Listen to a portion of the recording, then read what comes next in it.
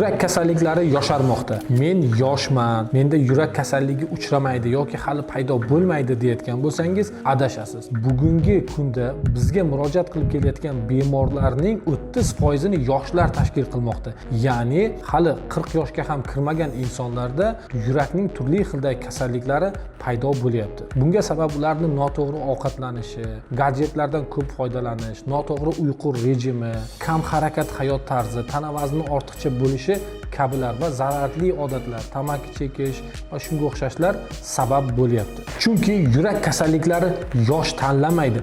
Aksincha, u sizning hayot tarzingizga bog'liq holda paydo bo'ladi. Agarda yosh holatingizda ham yurak kasalligi paydo bo'lmasin desangiz, sog'lom ovqatlaning, sport bilan shug'ullaning, o'z vaqtida uxlang va turli xildagi asab kasalliklarini oldini oling. Shunday bepul foydali maslahatlarni olish uchun sahifamga obuna bo'ling.